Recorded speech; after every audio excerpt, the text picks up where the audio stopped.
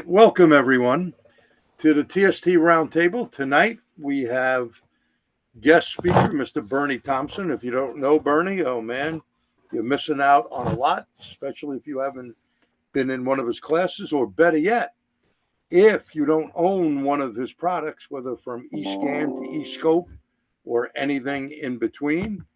It is phenomenal equipment. Tonight we'll be speaking about one of his new inventions, and we were speaking about German stuff.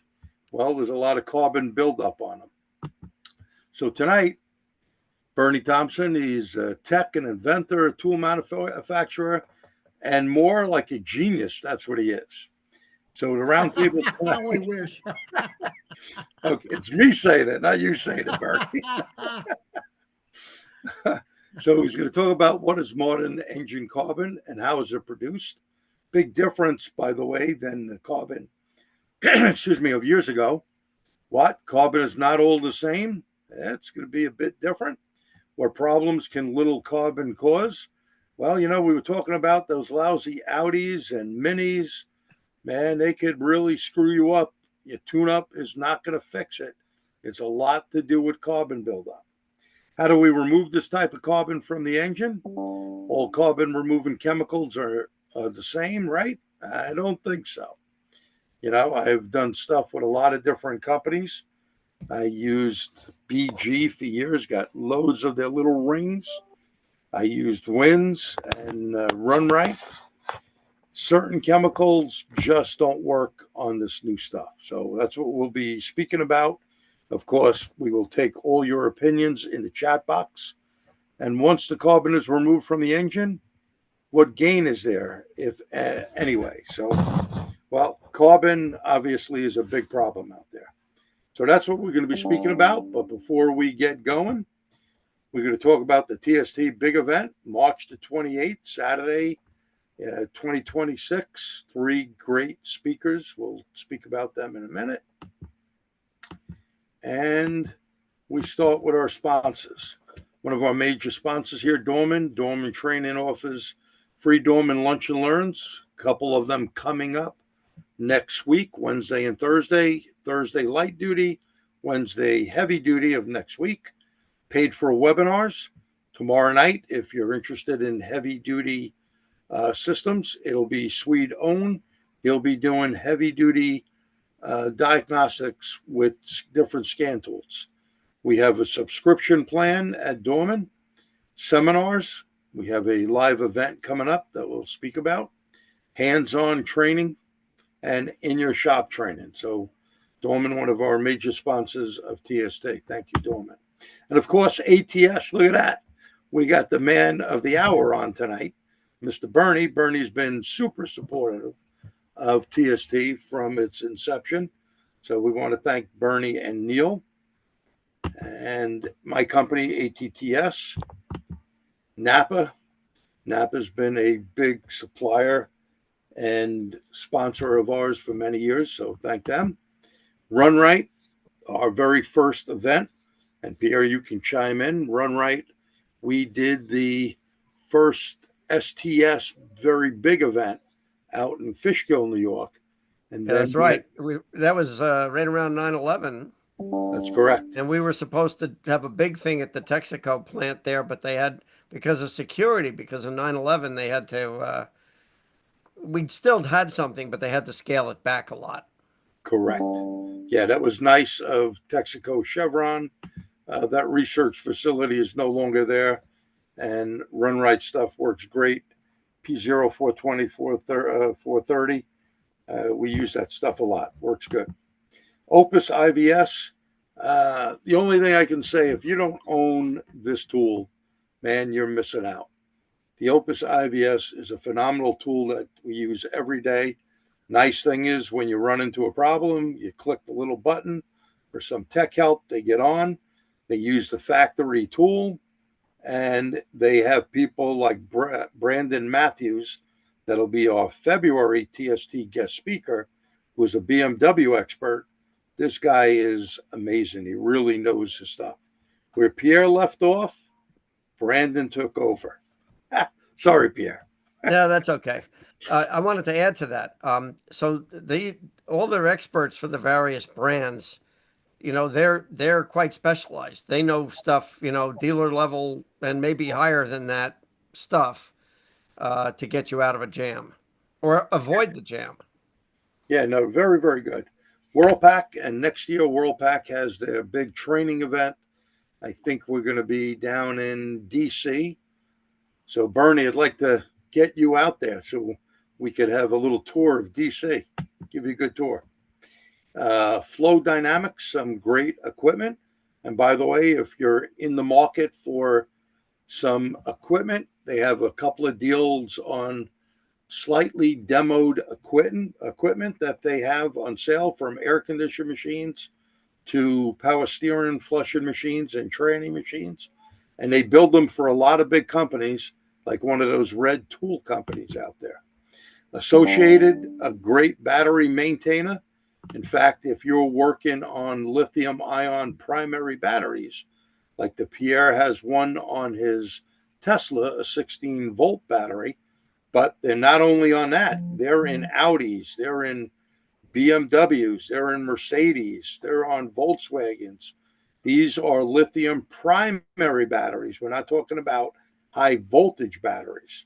And Just you better charge not with put a regular charger on that thing. oh no, you'll have a smoke show, right, Pierre? Yeah, oh yeah. I mean, when I did work for that company, Lucas Nola, out of Germany, they have like a 20-yard type of dumpster that they keep around, and it's mounted on some sort of portable thing, almost like a little forklift type of thing, where it could flip it over on a car to put the fire out. They smother it with sand. Water doesn't work real well on a lithium fire. Very, very difficult to get out.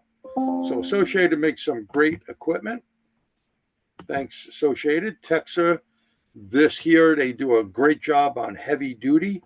Last year was the first time in years that I seen one of their scan tools, for domestic vehicles as well as Euro stuff. Looks pretty good.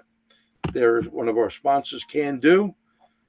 Can Do makes some good stuff. Jeff was the president of Launch and moved over to Can Do. So Can Do not only does light duty, but they do heavy duty, and they got a good breakout box as well, all for a reasonable price. Motor Age, well, you'll see Pierre and I on a lot of different Motor Age things. Of course, Pierre has been, when Pete Meyer and myself were doing them for years, Pierre was there helping us out right from the inception. So now Pierre is on video a lot.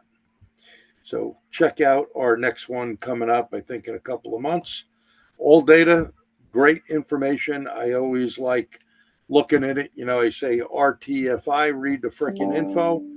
And a lot of times it's really good to go into system description and operation. And in my opinion, All Data does the nicest job with that. Mitchell 1, probably the easiest thing to get quick specs on. I do like their wiring diagrams. Most of them are correct.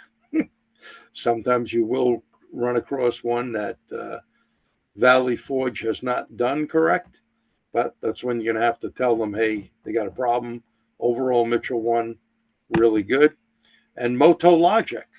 Well, Pierre, you remember we beta tested this. We were beta testing that before they ever launched it. Yeah. So Tom Schmitter, the guy who invented this, really good stuff. I like the format of it. I think it's still owned by Advanced Auto. So yeah, I think they have one of the easiest search engines to get to find stuff. yeah, That's really a big part of their strength. Yeah, and they took a lot of input. I mean, they bought us dinner and paid us when they came to my training room there, and the input we gave them, they made it a lot better, because some of the search engines on the other ones are not all that good. So thank you for being a sponsor. And AirSep, great stuff in the air condition business. And Aaron Becker is a real good sponsor, a longtime sponsor of ours at TST. Diag Network, our buddy Scott Brown. There's some good info up there on diag.net. So please go out there. If you're not a member, get on there, take a look at it, and I think you'd be happy with all the good information and questions you could ask. So next month, we have a paid for webinar, a cost for members, $20, $40 for non-members. In case you're not aware of this, Volkswagen Audi Otis with J2534. The instructor, Craig Shippey, people love Craig. He is a top-notch, number one type of Volkswagen Audi tech and instructor. He's going to cover all that information that you see right there. And that will be on September the 24th. And you do have 1 month to view it. If you sign up and pay for it ahead of time, you will get that. If you pay for it later on, well, you may not get a full month out of it. So it's a good idea. And membership is not a lot of money. I forgot how much, maybe $99, whatever. And you have over, I think, 400 videos up there. So Craig Shippey next month. And coming up, Brandon Steckler in October, my buddy Peter Orlando in November, December, Robert Kenny. People love Robert. And there in January, Brandon Matthews, Bill Weaver in February. And in March for the big event, we have Adam Robinson will close it up, Ken Zanders in the middle, and Andrew Fisher opening it up.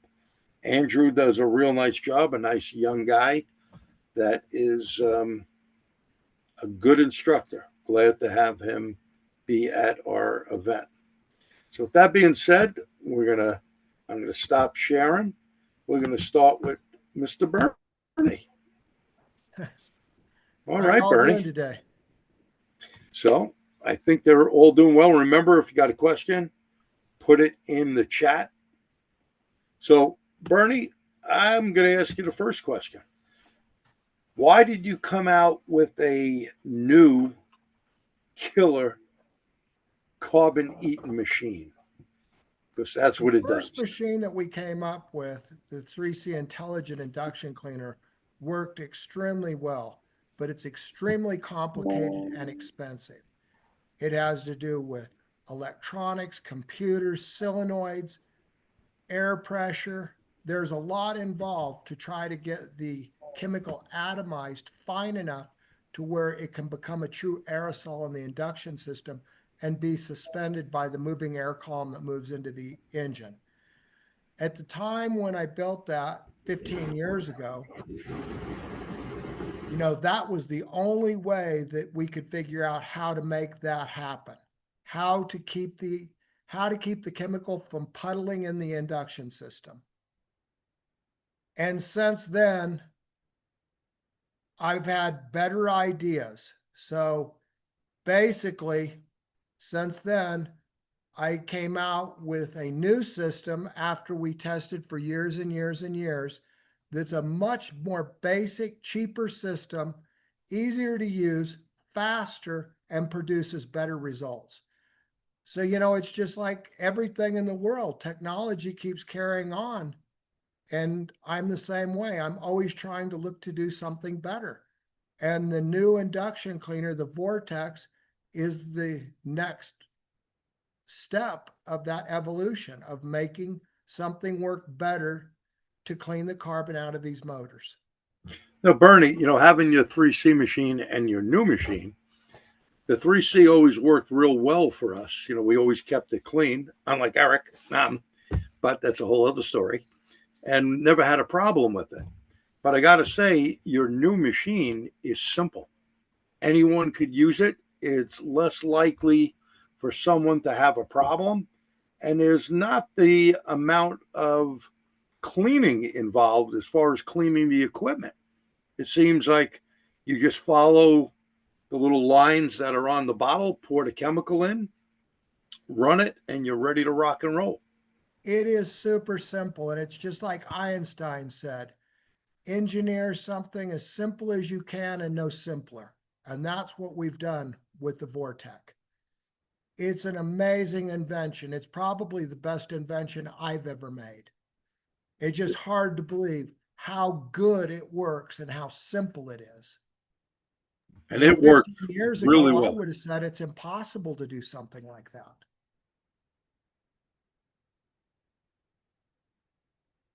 And gee, we've lost you as a pitcher. I don't see you. Yeah, on your- I turned the picture off.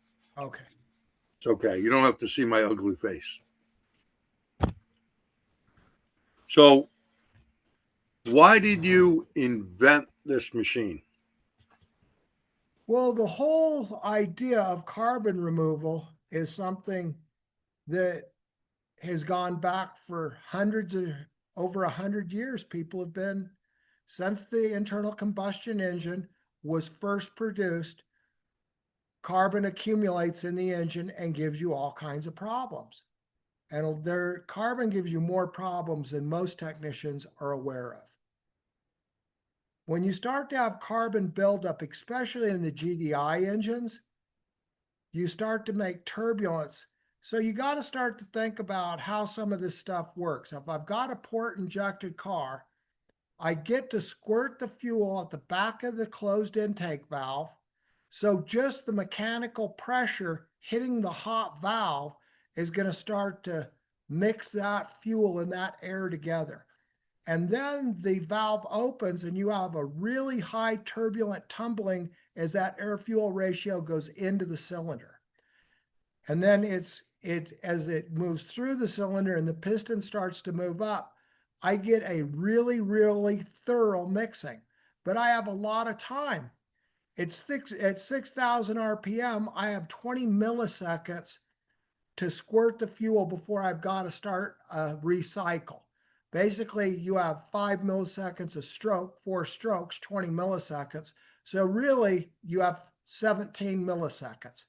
I can squirt the fuel, and then I've got to have enough time, about 20% of my time, to reset everything, to reset the injector, the drivers, and then open it up again. If you just kept the injector on all the time, you would lose total fuel control, and that wouldn't work either. So with a port style system or a carburetor where the venturi is mixing the fuel and the air goes down through the carb and is turbulent, very turbulent, it goes through the induction system, I have very, very complete mixing where I have almost a totally homogeneous mixture. Homogeneity has to do with, if you looked everywhere in the cylinder, I would have the same air fuel mixture. And in order to get a good burn, you have to have an homogeneous mixture. As soon as you don't have an homogeneous mixture, then the flame front can't propagate as fast, and I don't release the energy from the fuel as rapidly. So I don't make as much power, and I lose performance and fuel economy. Well, think about it when we go to a GDI. Now I don't have 20 milliseconds. I basically have less than 5 milliseconds because I'm putting the fuel in, and I've only got a stroke to do that with.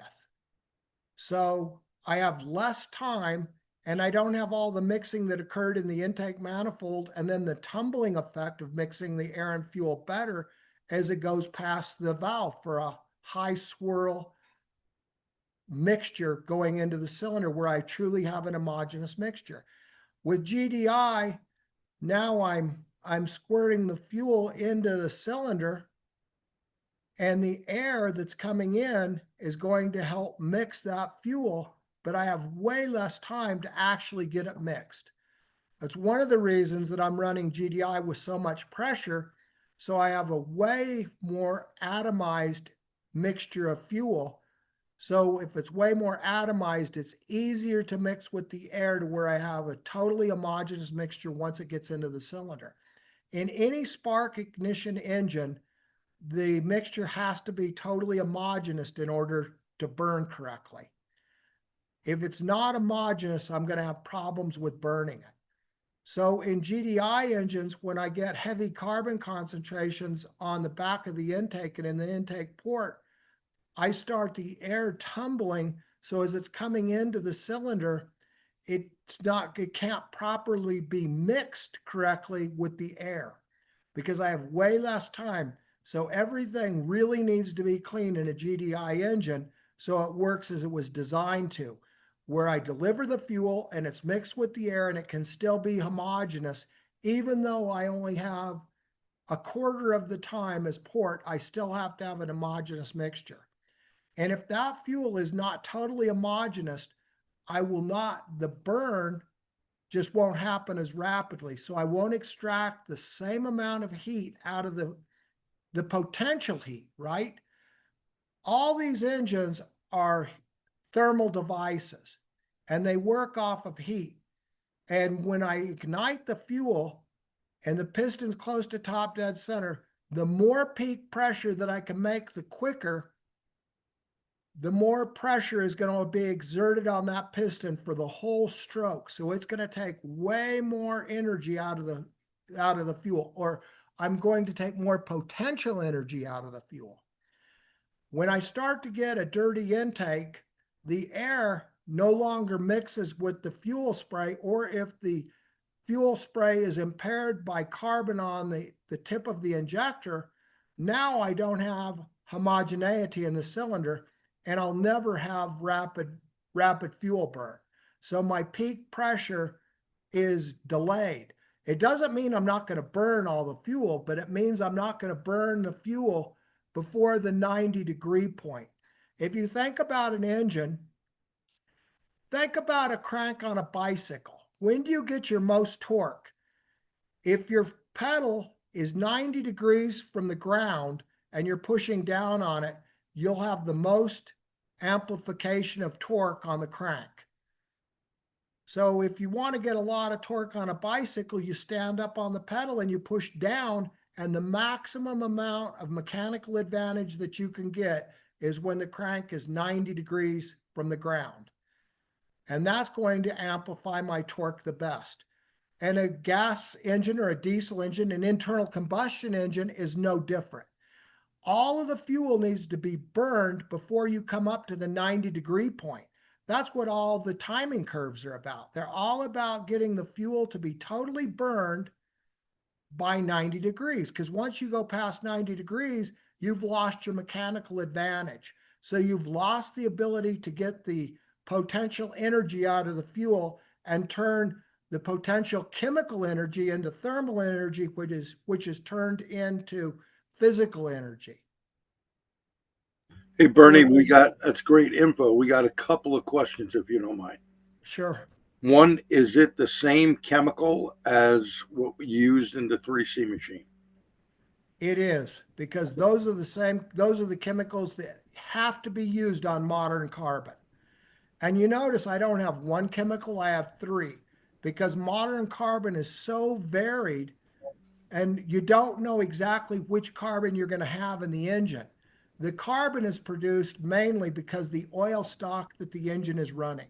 And the oil is going to change the way the carbon is assimilated, how it's bonded. And the bonding structure to make that carbon is going to be changed by what engine oil additive package is in the oil. And that varies depending on what oil the car is run on. So in order to be able to have a really widespread ability to clean all the different carbons that can be found in a modern internal combustion engine, it takes three chemicals. So any of these chemical companies that are saying that one chemical remove it, they have not done their homework, because it will not work. It will remove some carbons, and other carbons it won't even touch. Excellent. Now, With Bernie, my another system- question. Oh, sorry. With my system, you have to run all three so we can clean any carbon that's present in the internal combustion engine. I'm sorry, G, go ahead. How long does it take for the treatment with your new tool? The new tool takes about 15 minutes to treat the motor. The whole operation is about 15 to 20 minutes. And that varies depending on how hard the induction port is to get to. Like when I'm cleaning a BMW, you've got to pull the throttle body to get into the port. So that's going to be a longer take. But on 90% of the motors, there's an intake or an induction port that's fairly easy to get to. And as long as the port's pretty easy to get to, 15 to 20 minutes and you'll have the engine cleaned.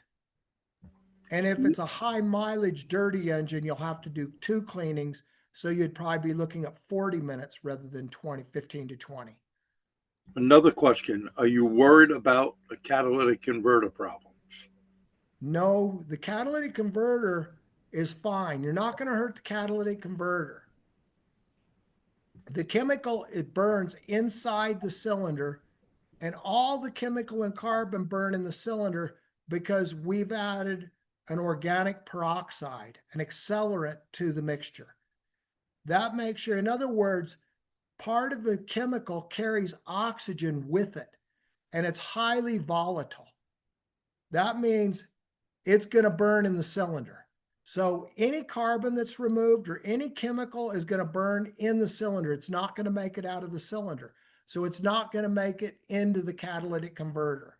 So I've worked with several of the OEs now, and both the OEs I've worked with, the biggest thing that they're worried about is kerosene in the mixtures. They say that the kerosene will sit in the bottom of the cat, and when you restart the car, it'll flash and damage the cat. So both OEs say that the kerosene is what's damaging the cat. I have no kerosene, and every product in my mixture burns. There's not one chemical in those mixtures that isn't flammable and combustible. I take that back. That's not combustible. Flammable says that it will burn below 120 degrees. Combustible says it will burn above 120 degrees. So either they're flammable or combustible. There's both in the mixtures, but they're highly volatile and they're highly flammable. And those chemicals are going to burn in the cylinder. So they're not going to go down and get on the cat. So we're not going to be worried about the cat. And if you have cat codes, anyone who is telling you that the chemical is going to go down after you run it through the engine and clean the cat are liars. There's no way, guys. Think about this. The internal combustion engine's combustion temperatures are 2,500 degrees.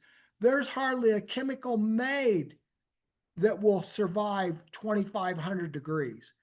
All the type of chemicals that are used to clean engines with, they break down long before 2,500 degrees. So there's no chemical that you're putting into that engine that's going to clean that cat. It's going to be burned. Most of it's going to be burned in the cat, except for some of the products that aren't as flammable and they can get out. But those aren't cleaning the cat. They're going to damage the cat. What makes the cat better is I've cleaned the intake valve and the combustion chamber and the injector. Now I have a more homogeneous mixture. So when I ignite it with the spark plug, the fire propagation happens faster and I burn more of the fuel, so I don't load the cat as much. So many times when I've run cars and I go drive them before I clean them and I check the cat efficiency and then I clean the car, I'll get 10 to 20% better on the cat efficiency. But that's not because you clean the cat. That's because the fuel is burning better in the combustion chamber, so I'm not loading the cat as hard. So that's really more what's happening there. These people that claim that these chemicals can make it through a combustion process and clean the cat, that's not true. And just look at the SDS, the safety data sheet for what chemicals are there, and then go look up what their auto breakdown point is. And it's way below 2,000 degrees. Most of these chemicals you'll go over a thermal point to where they're going to break down at maybe 500 degrees or lower.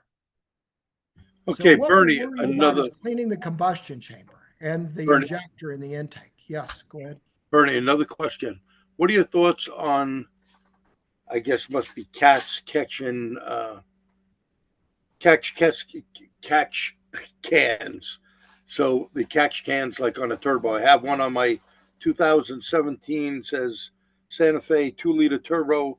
It catches quite a bit of the milky substance. So the catch cans that usually are used on turbos and stuff. You're talking mainly about some way to separate the oil, right? So to separate the oil out is one of the best ideas you've ever seen. If you guys ever borescope motors, go borescope Volvo motors. All the older Volvo motors don't get carbon in them because they have a fire trap, and it separates the oil where it doesn't make it back into the intake. Most of the carbon that's getting into the engine that's made in the intake and in the intake valve area or the combustion chamber is oil related.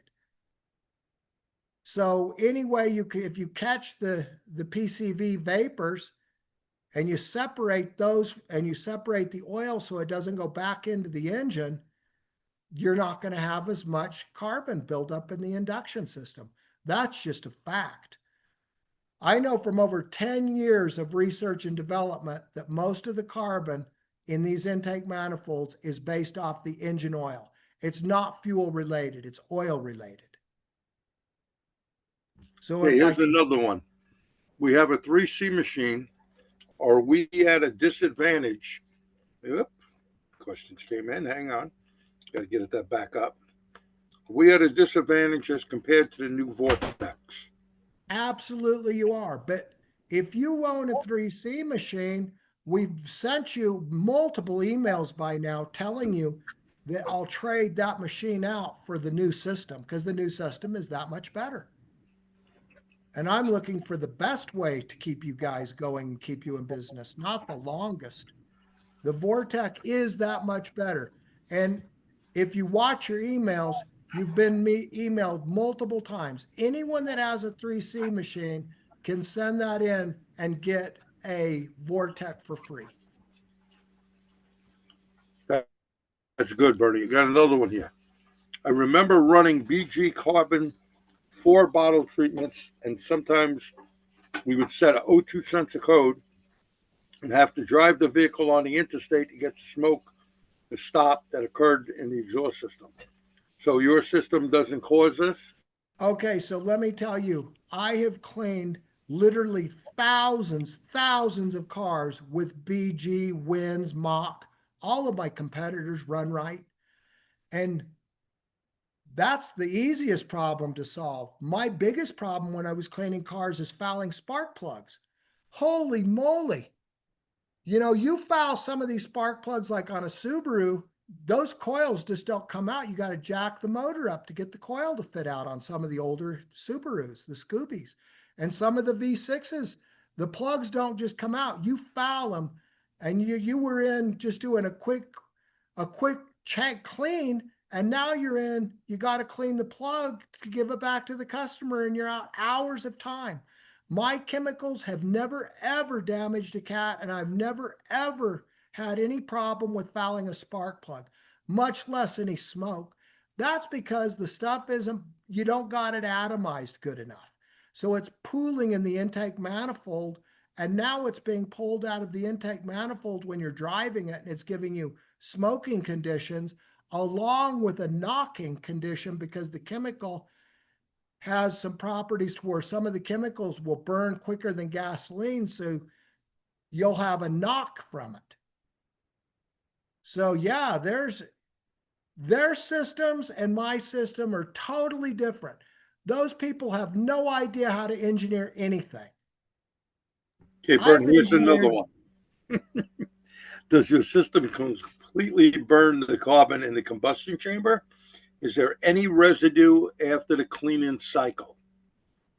No, there's no residue. Everything is burnt due to I am the only company that I'm aware of with patents pending on putting accelerants into the cleaning fluid to make sure that everything is burned. No one else does that. And I can tell you why, because no one else can remove carbon. If you can't remove the carbon, you don't got to worry about where it's going to be redeposited. When I started to take a 1/2 inch, 1/4 inch of carbon out of the intake manifolds, like on minis, I started to be really concerned with where that carbon was going to go and be redeposited. Is it going to get on the turbocharging turbine and take it out of balance and ruin a turbocharger? Because that happens, guys. Or get on the cat and damage it. So my business partner that was in this chemical business with me, his expertise is in accelerants and burning things. his expertise is he's a rocket engine engineer, and he's a chemical engineer that makes rocket repellents along with incendiary ammunition. And so when I started telling him we have to burn this stuff, he's going, that's easy. We got this. And so we got a mix together where we could prove that we can burn everything in the combustion chamber. So there's nothing coming out. But that's not by chance, guys. This is by design, by engineering. But you know, if you can't remove the carbon, why are you worried about burning it? So no one else worried about putting accelerants into the chemical base. We're the only company that can remove that kind of carbon. So we're the only company that has accelerants in it. It also keeps your spark plugs from fouling because everything is burned off them. So the residue doesn't build up on the spark plug and cause misfires. Bernie, another one here. This person's seen one of your videos and you recommend putting the chemical in the refrigerator. Can you tell us why? Yeah, because these chemicals, even though I'm using very high vapor point chemicals, like if we were looking at the chemical data sheets on the chemicals that are in my blends, all of the chemicals have a very high vapor point, so they don't vaporize, because a vapor can't remove carbon. It's got to solubilize it. You need a real liquid, you need a bunch of liquid chemical to soak the carbon and start to break down the electrons so I can start to move molecules from the carbon. And then I can start to break down the carbon chains and solubilize it. In other words, the carbon moves into the chemical solution. It's referred to as a soluble solute. So if you don't have liquid, where am I going to move all that carbon into? I got to have a bunch of liquid and it can't vaporize. Well, okay, I'm putting in an induction system, which is in a high vacuum. So if we all know about pressures and vacuums in chemicals, we know that if we reduce the pressure, the boiling point moves down. So it's easier to vaporize. So if I have the chemical cold to start with, it's not as prone to vaporizing in the engine. So I can keep it into a liquid format. And in that liquid format, I can remove more carbon because I have a liquid that I can solubilize the carbon into. And then once the carbon solubilizes into the liquid, the chemical liquid, it goes into the combustion chamber and burns. So we don't have residue when we don't foul spark plugs. But if it's a vapor, you'll never clean anything. And if you don't have a lot of liquid in the cylinder or in the intake port, you'll never remove the carbon. When you bore scope all my competitors' delivery mechanisms, they're a joke. You can't see any liquid at all. No liquid is in the cylinder from any one of my competitors. And I have got all their brand new apparatus for delivering chemical. And I can prove this because I can put a bore scope down in the intake port and run their chemical. And you can watch there's no chemical in the port. So how are you going to remove carbon when you don't have any chemical on it? The chemical is what breaks down the carbon. If it's all vaporized or the chemical can't make it into the area where the carbon is because it's pooling in the intake manifold, you don't clean carbon. And again, that's by design. And it's not only by design of the apparatus that's applying the chemical, but it's also in the engineering of the chemical so the chemical can be delivered correctly. My chemical was engineered to be carried by the airflow moving into the engine so it can stay in a liquid format and be delivered to the carbon deposit to remove it. All right, Bernie, this is a comment I think maybe they want to hear back from you. The GM Ecotech 2.4 pools oil in the bottom of the intake manifold. Just a comment. I don't know what your thoughts are on it. I don't know about it, so I can't comment on something that I'm not familiar with. And it could be their PCV system on that. Okay, now what brands of oil have a low volatility rating? Probably wouldn't know that either, right? None of the oils have low volatility, I don't think. I mean, some of them will have, when you look at low speed pre-ignition, most of that is caused by the additive packages that they put in for detergents. So they changed the detergents, but that's not the base oil that causes that. So low speed pre-ignition is mainly caused by what I've read and seen. It's caused by the additives that are put into the oil. So you just change the additive package and you can get away from low speed pre-ignition, which is where the oil gets into the combustion chamber and detonates. And a detonation is a supersonic wavefront. All cylinder combustion is subsonic. That means the burning flame moves slower than 750 miles an hour, less than the speed of sound. If it moves faster than the speed of sound, it's supersonic. And that puts holes in pistons or breaks the side away from the rings. So low speed pre-ignition will damage a motor immediately. And that's caused not by the oil, but by the oil packages, the additive packages that are put into the oil. So if you're worried about the volatility from low speed pre-ignition, because that's mainly what I think of when I think of volatility with oil, is low speed pre-ignition. You just got to pick an oil that's made to eliminate or to mitigate, it won't eliminate, but mitigate low speed pre-ignition. And low speed pre-ignition is mainly caused by small engines with real high boost at light throttle, light cruise, and it will get into low speed pre-ignition. But again, that's not volatility from the oil. That volatility comes from the additive package that's put into the oil. So that's a pretty easy problem to solve. You just got to pick the right oil that's now blended so you don't get low speed pre-ignition. And if you do just a little research, you'll find that there's multiple oils that will limit the chemicals that are additive to the additive package that are adding to the low speed pre-ignition, where the flame front is supersonic.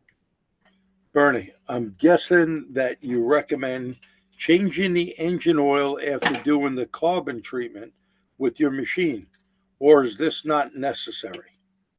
It's not necessary because you're not going to have that much get in by the rings. When you clean the induction system, you'll clean the upper ring, but you won't probably clean the lower ring. You'll clean some of it, but again, you're not putting that much chemical into the cylinder where you can really clean the rings.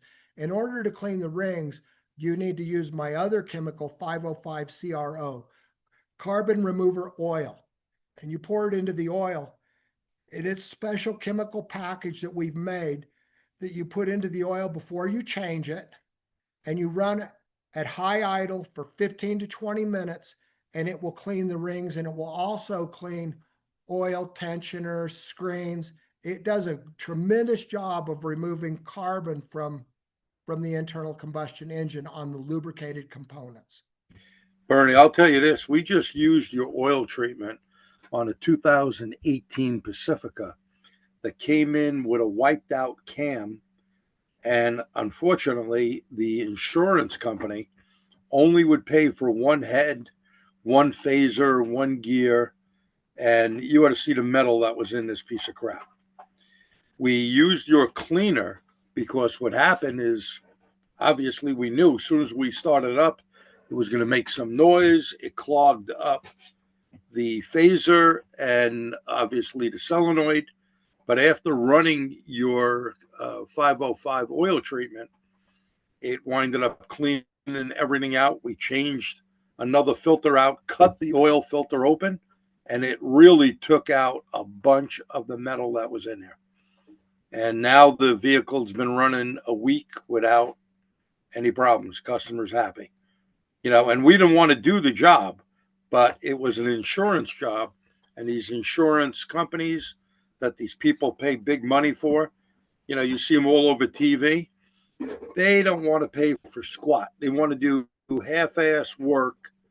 And we always try to talk the customer into, hey, it's like buying one new shoe, one old shoe. Do both, but the guy was upside down on this vehicle. And It's your really oil treatment unfortunate really fixed it up. that the insurance companies misrepresent what their coverage is. I know when I was a shop, I had a shop, and I still remember a specific car to where the support in the head that holds the cam broke. The whole support broke out of the head. And when I tried to get this thing warranted, they told me there's no warranty on that, sir. It's not a lubricated component because it's a support structure. Bernie, that's the type of crap we And hear it's all like, the dude, are you kidding me? How stupid could you be? Yeah. I mean, of course it's a lubricated part. It's holding the cam. It's supporting the cam bearing. Oh no, sir, that's not a lubricated component. Did you read the fine print? And they denied the whole claim. It's got Yeah. to be broken. Yeah. I really feel bad for these people. We try to tell them a lot of these things to be better off putting the money aside for a future repair than giving it to some of these companies. They're just brutal on what they'll pay or not pay for. Well, you're far better to put it into a bank account and hang on to it yourself Yeah. and let it occur whatever interest it may. You'll be far ahead because in my 27 years as a shop owner, I rarely saw any of those insurance actually step up and cover the job as it should be covered, as you're saying. Yeah. And I think everyone on this has the same experience there. We're not the only ones, G. That's common knowledge. And Yeah. unfortunately, the customers don't know. And the people who sell the cars push the poor customer into buying those stupid insurance programs because Yeah. they make money out of it. All right. A comment here. Damn, Bernie's one smart dude. I agree. I Is only there? wish that was true, gentlemen. You're a genius. You're not only smart. I only Here's a wish question. that would be wonderful if that was true, but that isn't true. I'm just a mechanic like you guys. Is there a definitive test and/or scope test to help identify defective? Come on, I hate this when this happens to me. Defective. Ah, hang on. I got it, Jerry. It Identify says to detect excess carbon deposits. Thank you, Pierre. For some Okay, reason, my what? computer's. Tell me that again. I didn't hear it because both you guys were talking. Sorry, I'll read it. Is there a definitive test and or scope test to help identify and detect excessive carbon deposits? Good question. Yes, there actually is, but it's way more complicated than I can get into here. But by watching the tailpipe pressures changing, you can tell your combustion efficiency. Now, the problem is that combustion efficiency can't directly be related to carbon. If you had a weak spark, you would have the same combustion efficiency drop. But you can watch the combustion efficiency by tailpipe pressure. But the main trick is you can't, so you got to divide the cylinders out, and you can't look at cylinder 1 to cylinder 2, cylinder 3, or cylinder 4. You can only compare cylinder 1 to cylinder 1 to cylinder 1, cylinder 2 to cylinder 2 to cylinder 2, cylinder 3 to cylinder 3 to cylinder 3, 4 to 4 to 4, and you're looking for cyclic variation.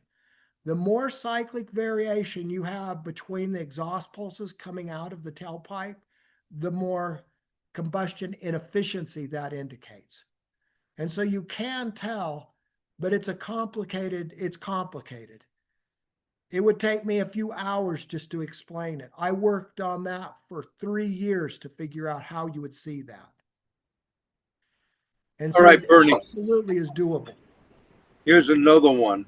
How often do you recommend doing a carbon removal or treatment? I guess they mean. Okay, I'm going to tell you need to do it every 30,000 because I've cleaned so many cars, thousands and thousands of cars. Literally, guys, I've done thousands of cars. I've done 2 university studies, and each one of those studies was 200 cars where everything was looked at before and after the cleanings. And the one thing I can guarantee you is a car with 30 to 50,000 miles is way easier to remove the carbon than a car with 180,000 on it. And I mean, come on, guys, you know that already. Go clean your oven at home. You know how your wife always wants the oven cleaned? After it's been something spilled, you're baking a pie in there and it all came out of the crust and got all over the bottom of the oven and it's been in there for 20 years. Well, you're not going to clean that very easy. The sooner you clean up your oven, the easier it's going to be. And a car is no different. The thermal heat cycles are what start to make that carbon change and get way more bound to where it's going to be harder to break it apart. Heat changes carbon. Heat and pressure change carbon. And guys, you got to realize that all the carbon's not the same. You know, which I didn't understand. When I was a mechanic, before I did all this testing, I just thought carbon was carbon. But that's where you're making a major mistake. When you start to look at chemistry, carbon can make a graphite pencil like you used in grade school, and it makes the diamond that's on your wife's finger. And that same carbon bond made a diamond or made a graphite pencil. And a graphite pencil is super soft, and a diamond on your wife's finger, if she's got a diamond on her finger, well, that's going to be super hard, one of the hardest substances known, but they're still carbon bonds. So the way these carbons are bound between what materials it has to bond with and the heat cycles are going to change how it's put together. And the other thing is the additives in the oil additive packages for the anti-wear additives and so on that they put in the oil, the friction modifiers, some of these are metal. And the metal gets in from the oil into the intake in the combustion chamber. And now that metal drives catalysis, catalytic reactions, and it changes the way the carbon is bound together. So all carbon's not carbon. The carbons are very unique depending on what additive packages, modifiers, friction modifiers are put into the oil. And those additive package ends up into the oil in the intake.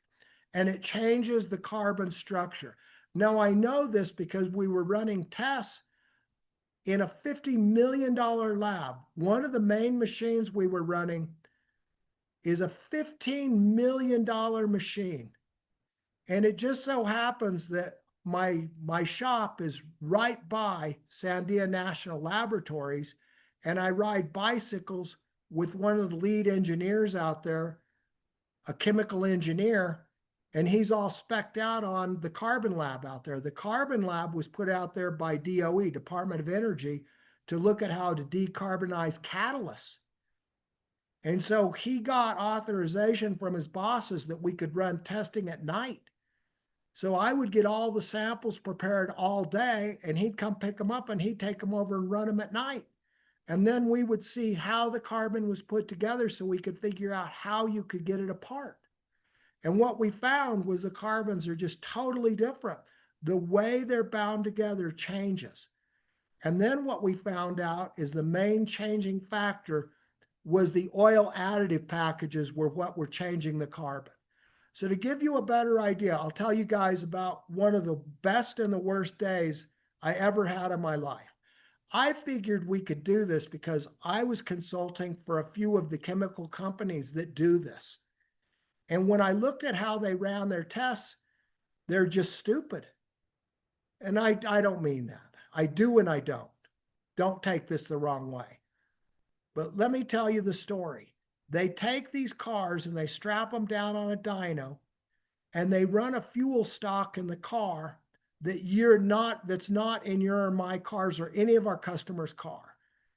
You run a fuel stock in the car that burns really dirty, and it burns with excessive carbon buildup. You can only buy this fuel from one place. Hildebrand Oil Company out of Houston is who blends this stupid chemical. It's a gasoline base, but it's not gas like, I'm not going to call it gasoline like what we're thinking. This is a gasoline base that is made to burn dirty, and it's made to produce high carbon. Now, the ASTM test for this, which is the American Standard in Testing and Measurement test, dictates that in this test, you have to use a special oil. So they take out the one product that changes the carbon is the oil and the additives. And you put in their special oil for this. And then you burn a gas product that isn't what's in your car. So, you know, when you go buy any of my competitors' products, they were made, the dyno, it's called rapid carbon accumulation. And rapid carbon accumulation is where I put this fuel in with their oil base, and I run the car strapped to a dyno for 5 to 10,000 miles. And in 5 to 10,000 miles, it builds the same carbon thickness as your car builds in 100,000 miles. And all they're worried about is the carbon thickness. And then, like all engineers, what they're mainly worried about is the repeatability, that the carbon is made the same way, the exact same way. So then they make their chemicals to remove that carbon stock out of the car. And they show you how great that it works to remove that carbon out of the car. But guys, that's not real world carbon. In the testing that we did, that is totally different carbon than anything I saw developed in a car. So the bonding structure is different. So it can't be made. The chemical that will remove that kind of carbon isn't going to touch carbon in our car. So I'll get back to my story. One day that I remember specifically well was when I sucked this poor dude in from Sandia National Labs, this chemical engineer that's just a genius. And I told him about how they tested this product, and he says, okay, we should be able to do better than that. I was saying, I know we can. And I figured it had to be fairly easy just because the way they did their testing is so stupid. It's not real world. You got to do real world testing if you want to make a product that actually works. So we got carbon out of real engines. I hand harvested it, taking the intake off and then removing the carbon by hand, and then running samples through a laboratory to see how it would remove that carbon. And so we had the idea that something called bromopropane we could use, because bromopropane is used to remove asphalt from your car. If you drive your car by a road that they've recently asphalt, you can get a chemical to wipe off the carbon, and that's called bromopropane. And so we got bromopropane, and I had some Audi turbocarbon that I had hand harvested, and we applied bromopropane to it, and it just dissolved it. And I thought, oh my God, this is going to be so easy. This is a joke. And then I put that same chemical on some hand harvested that I took out of a Honda, and the Honda, it took up that chemical. It swole into the carbon, took in the chemical, and it became part of the carbon, and it swelled it. Didn't remove it. It didn't do anything. It made it worse. So if you clean carbon with the wrong product, you can actually swell the carbon and give yourself a worse problem than you had before you tried to clean it. That's what I can tell you. And that day is when me and Steve said, holy shit, the carbon is totally different. And it was way different because the chemical treatment was totally different between the carbon samples that we were getting. And then that's when we realized that we were going to need to start running these samples out at Sandia National Labs Carbon Lab. And that's when Steve went and got permission. And then we started running all the different samples. And then we could see the variety of carbon is totally, totally different between engines. You can have the exact same engine that makes carbon differently. Maybe it has a different oil base in it, or it was run with different heat cycles and different load cycles. All this is going to change the carbon, gentlemen. So carbon is not all carbon. So the problem with my competitors' products is they don't know how to engineer. They're engineering chemical to take out fake carbon that's not even real world. And then they tell you how great their product works. But then if you use their product and you borescope before and after, you'll see what I'm telling you. I have a real good friend of mine, Jerry Stewart, who is a curriculum developer for CTI. And he was writing a maintenance class, and I was telling him this stuff. So he started watching this stuff with a borescope. And he could see that he was using BG chemistry, and it wouldn't remove any of the carbon. So he actually went and called BG and said, my name is Jerry Stewart. I'm a curriculum developer for CTI, and I'm developing this class, and I'm cleaning engines with your product, and I can't see any difference before and after. And they told him, oh no, Jerry, there's a difference. It smooths the carbon. And when we smooth the carbon, it cleans up the turbulence. But guys, that's just coming from somebody that can't remove the carbon and doesn't have a better story to tell you. I'm not going to tell you that story because I'll guarantee if you put a borescope before and after what we're cleaning, you're going to see a huge amount of carbon taken out. And if any of you have ever ported a head like I have when I was racing cars, I would take out too much out of my port in some area and I would lose volume on my flow bench. And then I would take clay and I would build it back in with clay so I'd know what to weld back up to grind back out. And I'm telling you, very, very thin amount of metal removed can totally change the flow pattern through a port. And if anyone has done flow testing and flow bench testing like I have, you know I'm not lying. You know that's the truth. I would take out hardly any material and I would ruin my flow and I'd freak out. And so then I would build it back up with clay so I could figure out where to weld it back in. And then I'd grind way less out and I would be way more careful on how much I took out until I increased the volume on my flow bench. Wow, and they're telling you can leave that carbon in there and it smooths it and that's okay. No, guys, it's not okay. That's a bad story. That's a story that somebody's going to tell you when you can't remove the carbon. If you take borescopes, guys, whatever chemical you're using, borescope it before and after and prove that I'm wrong. Look at the carbon and look at how much you removed. In the thousands of cars that I've done with all my competitors' chemicals, I can tell you that when I borescope it before and after, I can't even tell I cleaned it. It's really, really hard to tell that any carbon was changed or moved. You clean a car with my chemical and you'll see the difference between using real world application, real world carbon removal. Everything we did was real world carbon removal. And every chemical that we tested didn't have a skull and crossbones. Steve started to bring in some chemicals and I was reading the SDS and it'll kill you. And I'm the guy you're killing because I am a technician, guys, just like you. And I've used this crap in my bay for 30 years and I didn't always read the SDSs and I didn't understand them. But when I started to engineer chemistry, I started to really understand the chemistries and what SDSs would tell me. If you're using any of the chemicals now, if you're using most of the chemicals other than mine, read the SDSs and they're on Proposition 65, California, telling you that they're carcinogens. And most of them, or a lot of them, have one NMP. It's drawing a blank here. It's paint stripper is what it is. Well, Bernie, we got a whole bunch of questions coming in.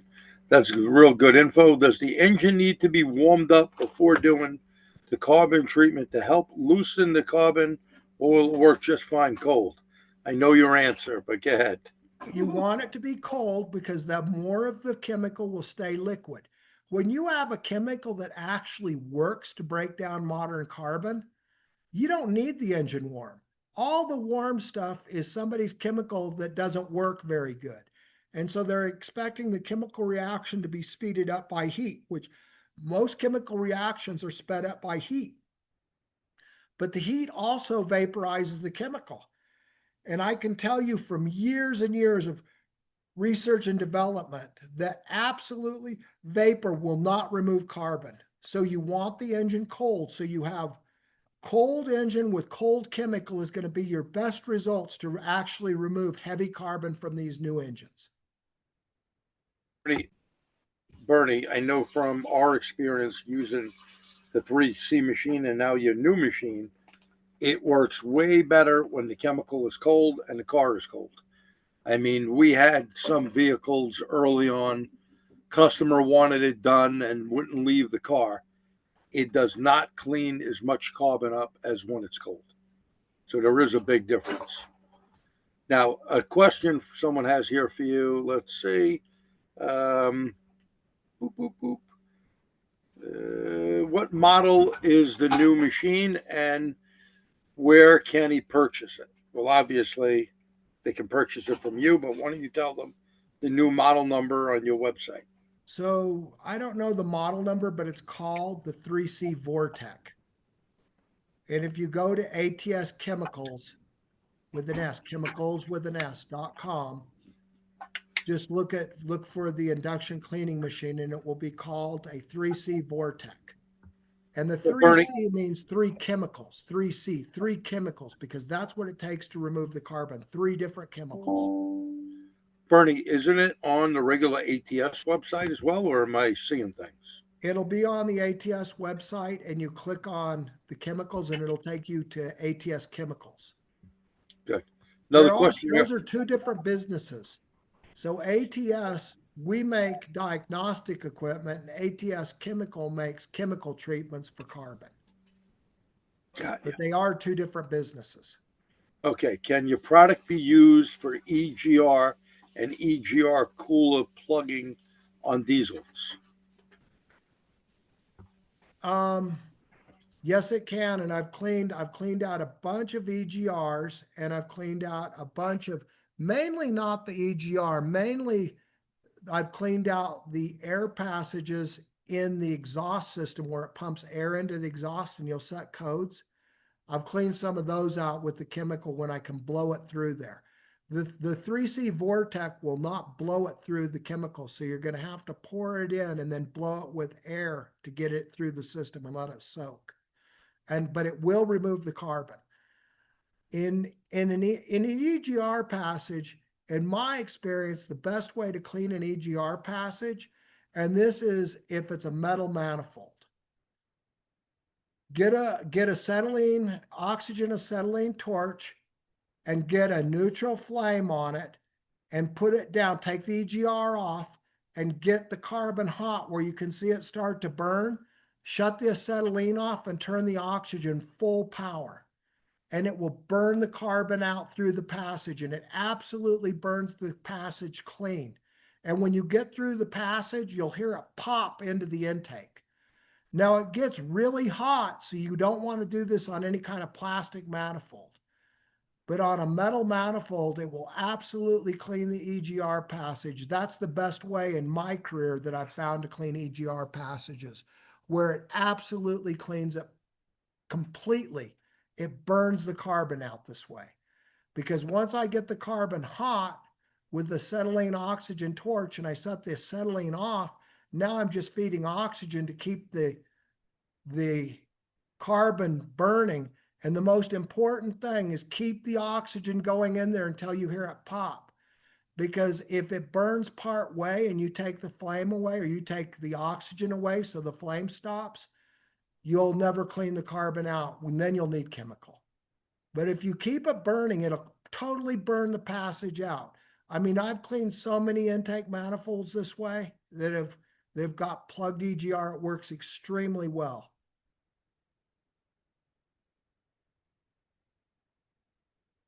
In here. Boop, boop, boop. Hang on. They keep coming in, so it's like moves on me. And the other thing that I might add that you can clean, on diesel, the turbochargers with the variable vanes and the variable vanes get all carboned up. Like on Dodge products, they actually have a plug in some of the turbos and the plug is made to remove and you can pour the chemical in there to clean the turbo vanes. You can use my chemical in there, use the CRF, carbon removal fuel, and then command the vanes to move back and forth with the scan tool.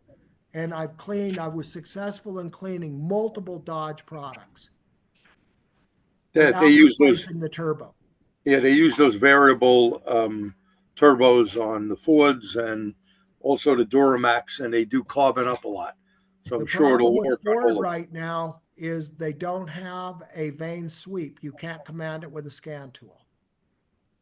So that makes it, I don't know you can do The it without. 6.7 you can. The 6.7 diesel you can. No, you can't. You I see the can't. command one. But anyway, let's go. This guy has a comment here and probably a question. We work on police vehicles, ambulances, and fire trucks on top of civilian vehicles. These emergency vehicles idle for hours without moving.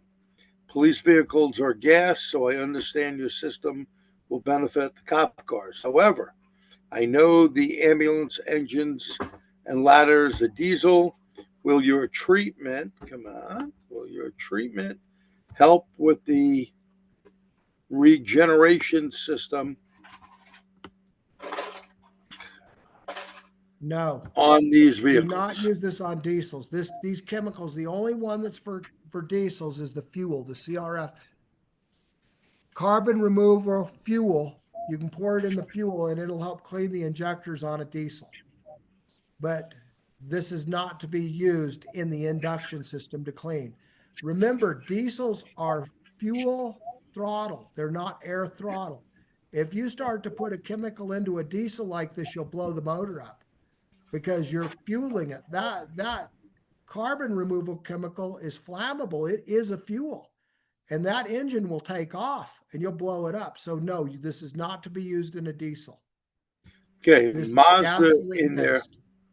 There's another one here. Mazda in their Sky. Come on. Every time Sky the Active. message Sky Active, wherever the hell it went now. Here it is. Sky Active engine claims they have less of a problem with carbon buildup on the intake valve.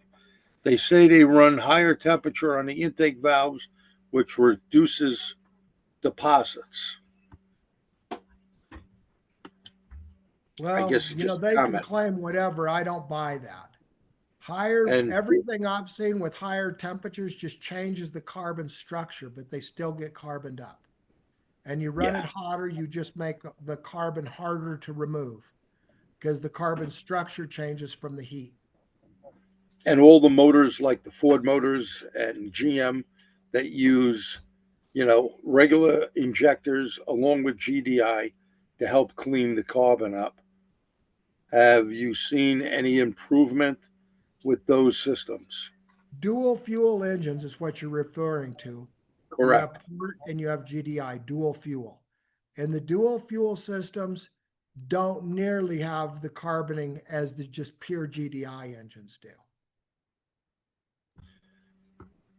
Again, someone here, model number of your machine. You already went over that. Go to the ATS chemical website. Question here, will this fix P0420s? If it's carbon related, I mean, let's be absolutely clear here, guys.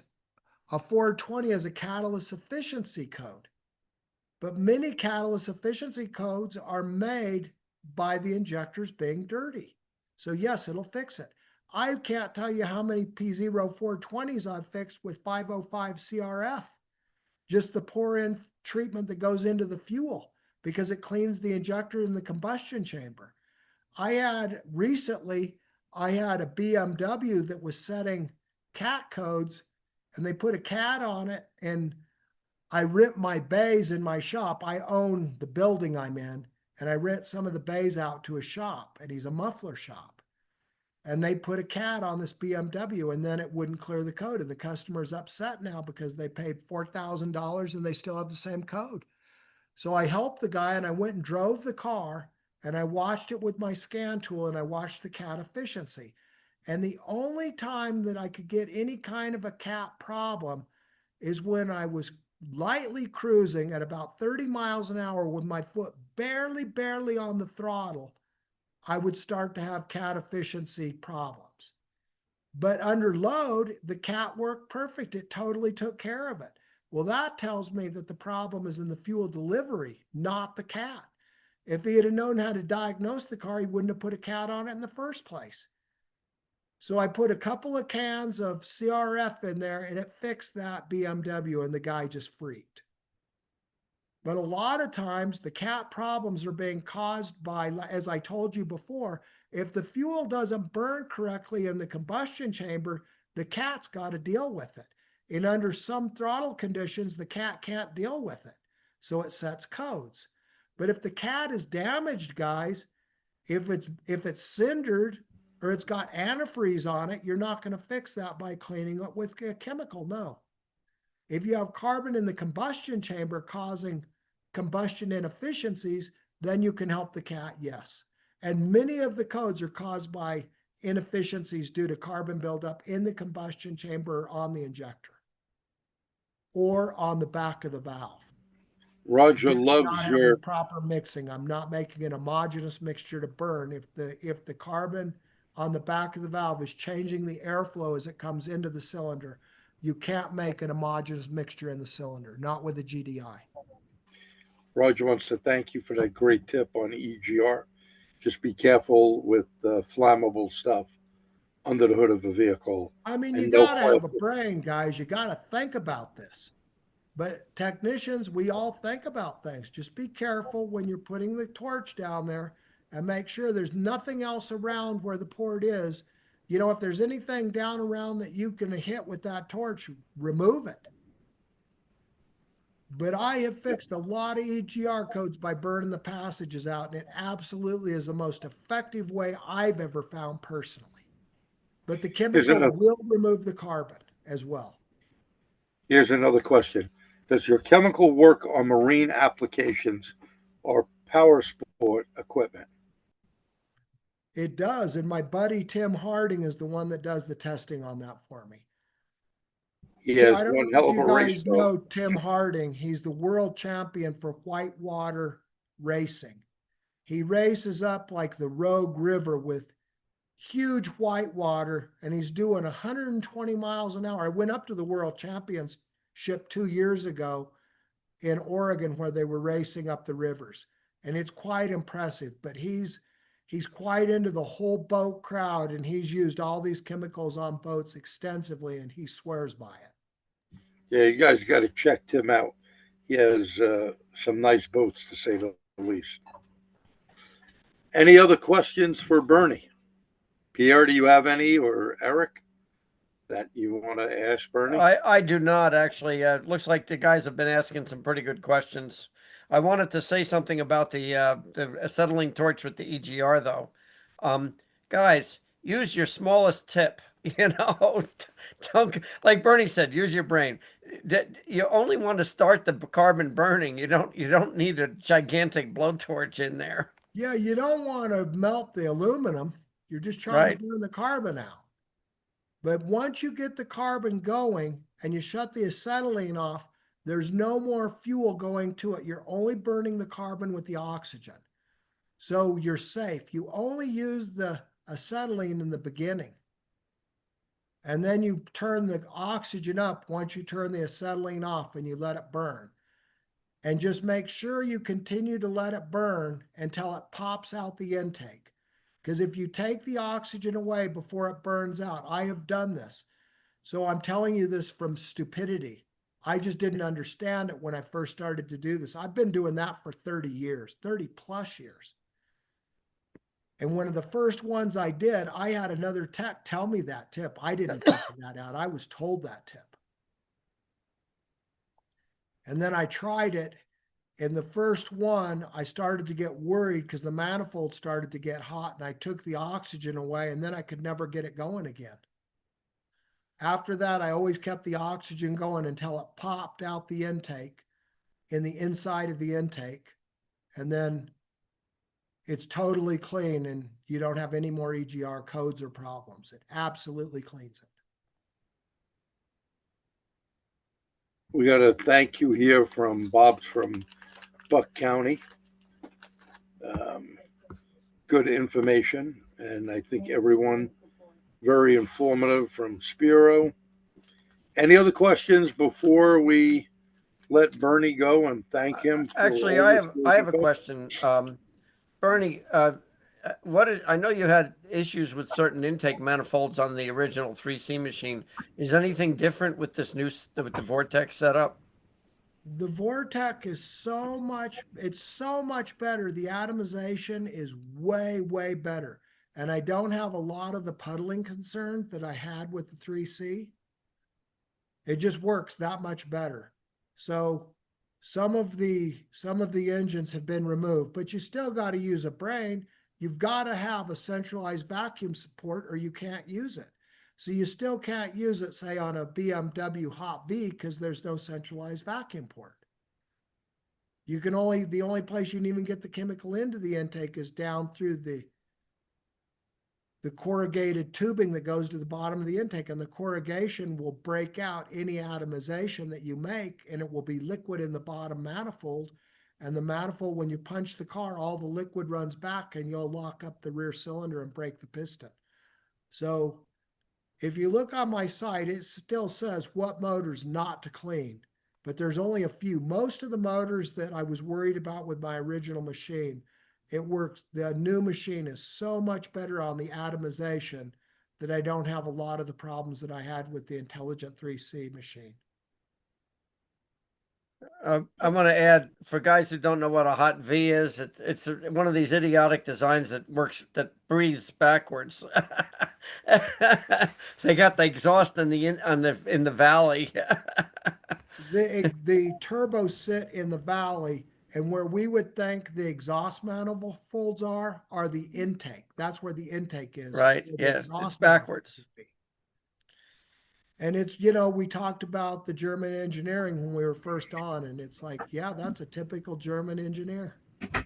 Well, I got to tell you, Bernie, I know there were some motors like the Land Rovers that we had done.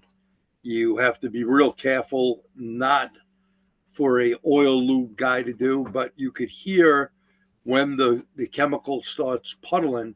And on the 3C machine, we would pause it.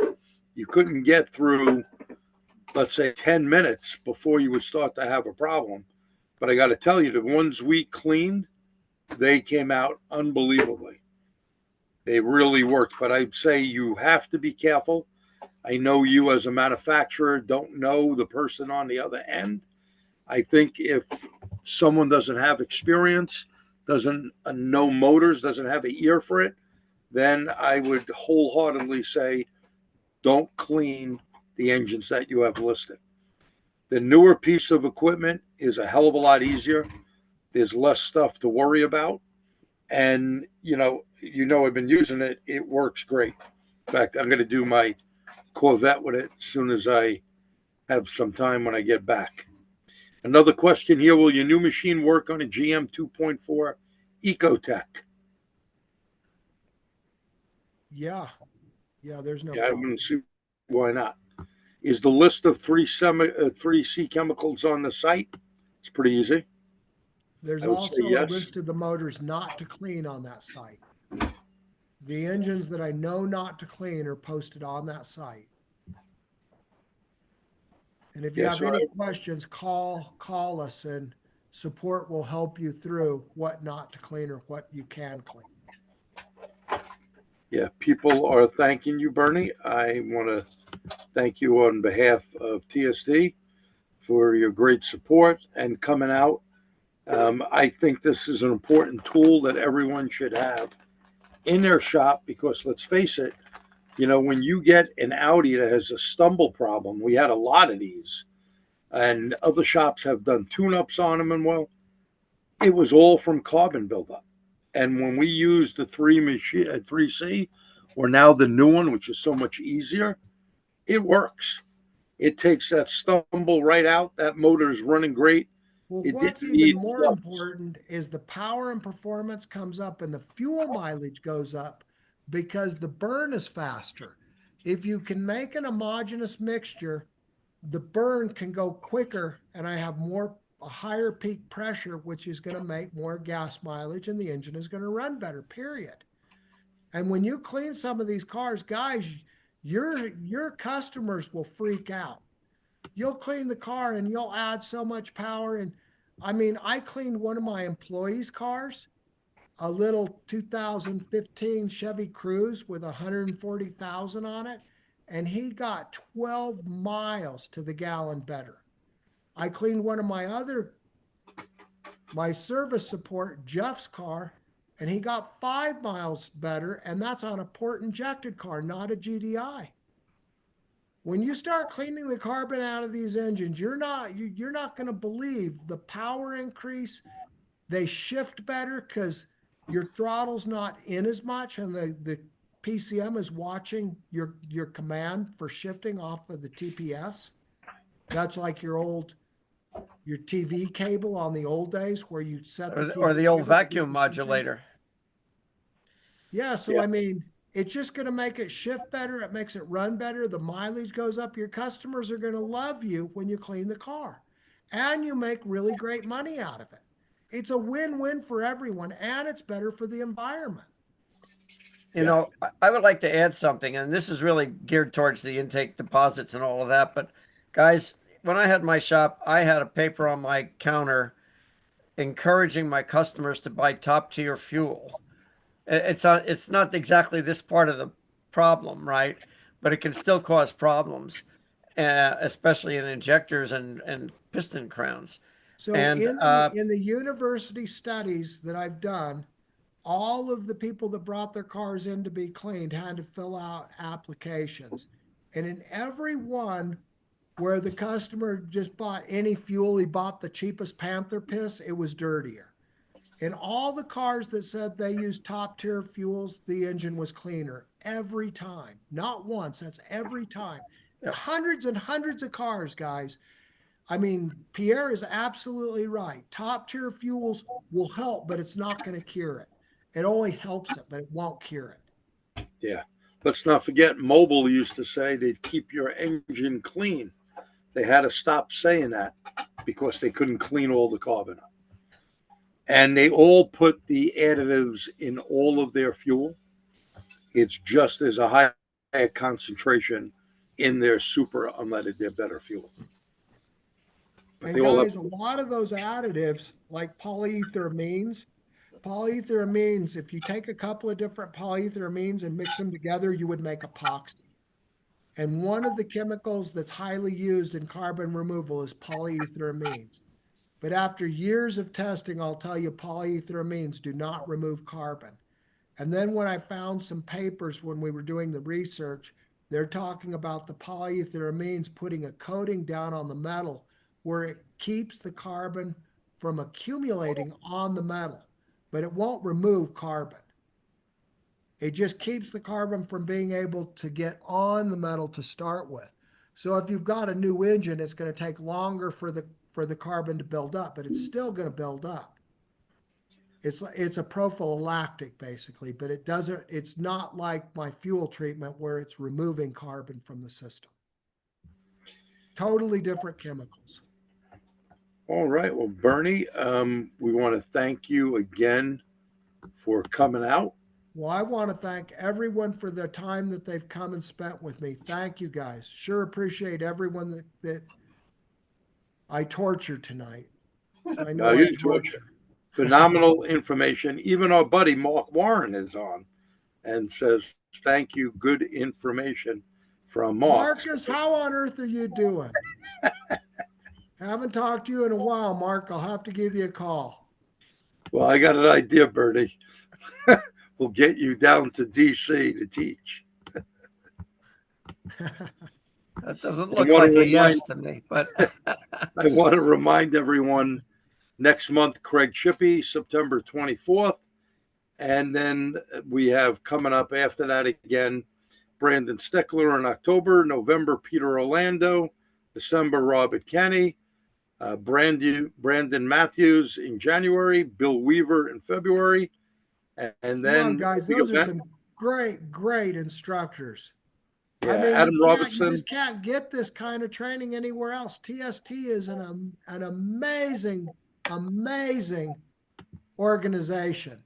If you guys are on here for $40 or whatever, for going to the pay for and not paying 20 because you're not a member, get a brain, guys. Become a member. Help out TST. This is the greatest organization that I'm aware of in this entire country. I go all over the country training. There is nothing else like TST. It is absolutely the best program in the United States. Hell, in the world. Best program on this planet. Thank you, G, for doing such a great job for all these people. Well, thank you for saying that, and thank Pierre and Eric and Doreen, who does a hell of a lot behind the scenes for all of us. Yeah, I We want to saw help. Doreen leaning in there. Thank you, Doreen. Thank you, G, because I know, and thank you, Pierre. Yeah. And thank you, Eric. All you guys put a tremendous amount of effort in here. I don't think the people that just log on to all these things that you guys present understand how much work and effort all this stuff takes. Thank you for all your time and effort, guys, all of you. And we thank you. We gave them, in August and July, or July and August, I should say. These are freebies. We don't charge for tonight because it's basically interviewing someone like yourself, but not many people are like you, Bernie, for real. It has nothing to do with you being a friend or whatever, and the comments definitely show that. There can't be You, too many people like me because they weren't dropped on their head as a baby. And when my mom dropped me on my head as a baby, she swears to this day that that didn't hurt me. She says it was the bounce. Bernie, It It was was the drop that hurt me, Bernie. She says, Bernie, you were hurt because you bounced. I always tell people is the smartest guy in this industry is Bernie Thompson, and you really are in, super smart. I'd like to add a little something that I've been saying for years, and Bernie obviously epitomizes this. We need to embrace the, we should call the scientific method, the concept that we look at our issue, our problem, our complaint, whatever it is, get some data, and then make a hypothesis and test the hypothesis instead of throwing parts at it or whatever we do. Data-driven diagnostics. Yes, Absolutely, that's Pierre. right. But Data-driven diagnostics. as That's an what this industry, country this needs. this has become so critical with the complexity and interconnected nature of everything in modern cars. I mean, No holy doubt. shit. Yesterday I was over working on a car. You're working on a long range radar, a short radar. Am I working on a car or an airplane? Radars. I Yeah. mean, the complexity, and now we're going to get ready for full autonomous vehicles. Really? Who's going to fix this stuff? And you guys know that all of your sensors are getting ready to be put on an Ethernet bus, right? Yeah. I mean, you talk about stupid, that's an engineering idiotic. But you're not going to have a sensor where you can scope a voltage now. You're going to have a sensor that's putting digital data on a bus, on an Ethernet bus. And Marvel is the one, if you want to look at some of this technology, look up Marvel Engineering. Marvel has figured out a way where you can actually put an Ethernet bus onto a sensor. And even though the transitions are so fast, they don't get contaminated. The more transitions you have usually creates problems with communication buses. But Marvel has figured it out. And now apparently the manufacturers are going to be moving into. So when you get on the back of the sensor now, you're not going to have a signal like we're used to, like a voltage signal. You're going to have a communication bus signal. yeah, So, you're going to have to wow. check powers and grounds to the unit, but after that, it's all on the bus. So now it's going to take special Ethernet testers. You know, Jeff Zides, I know he's been on here a lot, but Jeff is the expert of the Ethernet. He used to work for Hewlett Packard for years, for 20 years. He was their main guy that would go into a building that they had put their systems in where it didn't work, and he would troubleshoot it. And he didn't troubleshoot Ethernet with a scope because you need a billion samples a second to look at that signal because it's so fast. You do it with Ethernet tools that plug in and read those messages and determine where they're failing. It's amazing. It's a moving target that is never stopping. The world is changing, guys. And if you become a TST member, you'll have an upfront view of what you're in for in your bay before it gets there. And you already have some of the communication systems on sensors now, but it's all a really slow communication bus, and you can decode it with a scope pretty easily. But when you move to Ethernet, that's not going to be so. Very good. Well, Thank you, guys. I appreciate everyone here. Thank you so much. Thank you, G and Pierre, Doreen. Sure appreciate all you. well, we appreciate you, Bernie. Thank you Yeah, again. yeah. Thank you, Bernie. And Have an thank you all amazing for coming evening. out. Have a good one. We'll see you Thank you, next month. guys.